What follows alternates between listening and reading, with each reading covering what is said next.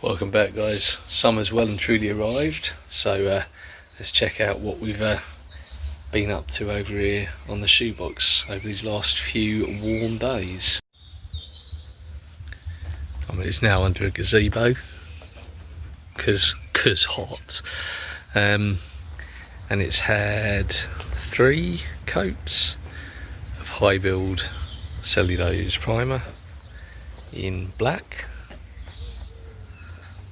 So it now goes by the nickname of the Shatmobile, but whilst it needs a bit of flatting back, that's not a dent in the door, that's just where it was a bit difficult to keep a wet edge at 30 odd degrees yesterday.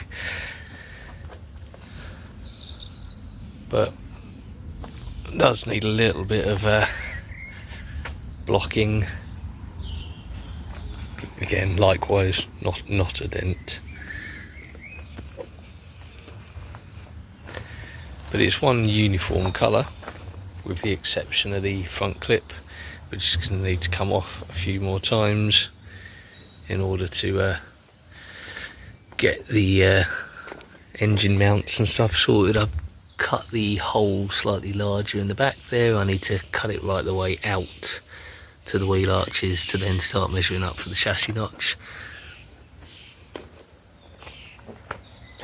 But I don't think there's too much more filling that needs to go on before we can have a little look at the final colour paint. Now, I've tried about 4 different coloured greens at varying times. They've either been too dark or too light when I've bought test spray cans. So what I've done this time is literally just said sod it, and I've bought 5 litres of BMC Glen Green, which I saw a photo of on a Austin A40 or something like that, and I thought I quite liked the look of it. So regardless of what colour it is, I'm going to use it because I've got 5 litres of the stuff arriving this week. So this is going BMC Glen Green, and I'm going to love it because I have no choice. As soon as that arrives, bank holiday at the moment, so not going to arrive today, I will open it and we'll have a little look and see what colour it is. That's just got some tissue on there. Let's brush that off. There you go. Well, that is that's the state of the car, at the very least. Possibly the neighbours think it looks less abandoned now. Do you think it looks less abandoned now? Oh, you're ignoring me. Of course you are. Okay, so check back when the paint arrives.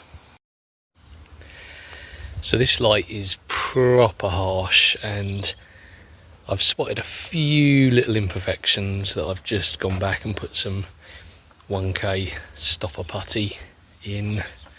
So there was a little bit of sinkage here that you can just see along that line there. Had a couple of problems with that a while back. Some cracking, some water or something must have got in there at some point, so I've ground it all back out, and then I was putting varying different fillers in there, but for whatever reason there's a bit of sinkage, so I'm glad I've spotted that now. Got a bit over the top with skimming that down, but should be able to block that back nicely, and then we'll see whether it continues to sink. I don't know whether it's reacting with the thinners or something like that. Just neatening up a little bit along there. Mainly they're just a few little imperfections in the surface that I'm just popping that on, and that should be okay, hopefully, to block back when I block back the rest of it.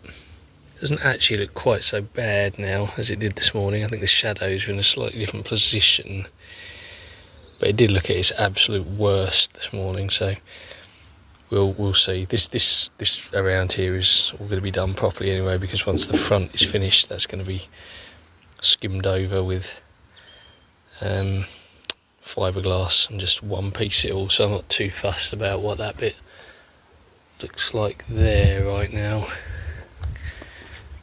But it's baked off probably another 8 hours or so since the last time I videoed it, so I think we're probably fully gassed off with thinners evaporating, and it's looking all right. That's really the main bit that concerns me, because it'll be irritating to have to paint that again. Maybe I'll just cover that in some lace work and you'll never notice. Oh, I've just spotted another bit underneath the wind wing there, which I may or may not bother filling in. We'll see.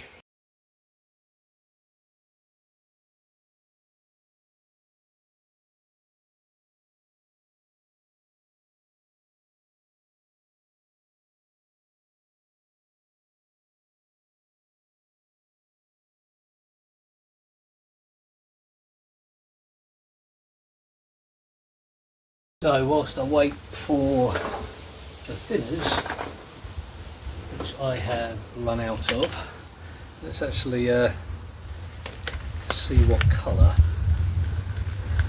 this green turns out to be. Because as I said earlier on, it doesn't really matter what colour it turns out to be. This is the colour that the car is going, like it or not. Because as you can see, I've got 5 litres of the stuff. So I think that'll be good for stirring it with. Let's have a little look at this. Oh, that looks nice. And that hasn't even been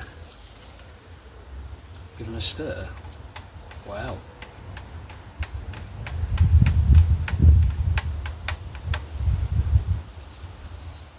Don't know how well that picks up on camera, but that I think is absolutely the perfect colour for what I'm looking for. So let's see if I can get that on there. There's a nice bit of a grey in that green. I'll just go slap some on the car with the end of this, let it dribble down for a little bit, and then we'll see what it looks like. Now present me is appreciating that I've made an arsehole of a job for future me by just letting that drip on there, and I can go to sand the bloody thing back. And also, even if I get it in the shade, you literally can't see what colour it is.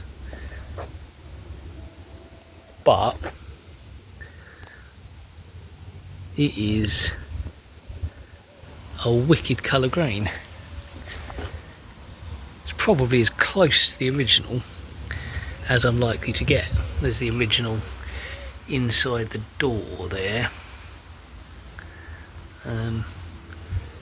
Yeah, and then this over here. Let me just get a bit of this and wipe it on the original, and we'll see how close it is. Well, there you go, that's the original. That's the new colour. Bear in mind that this is just overspray and is 76 years old. That is probably as close as I'm ever likely to get.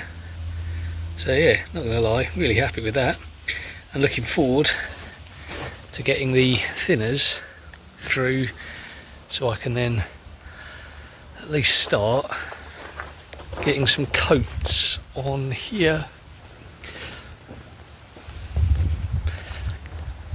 because it is pretty much blocked out. It hasn't been wiped down, so it's covered in dust, but I seem to have got rid of almost all of the sinkage there. I do have some 2-pack Dolphin Glaze 2-pack epoxy stopper to go on there if all else fails, but that looks like it should be all right. Give that bit of a wipe down. Okay, so yeah, whenever the thinners arrives, we'll get some spray outs done, and at the very least seal everything from getting the weather in it. Oh yeah, no, that doesn't look good, does it? We've got bits that are sinking and bits that are building up, and I really don't know what is reacting, but I have a feeling that this little bit is going to be a constant effing headache to me until I grind it all back out and do it again. But that will be just redoing that part, not the rest of it, and that again, that could be a problem for future me. Well, there's the finished cutler. Still needs a couple more coats and a bit of a flatting back.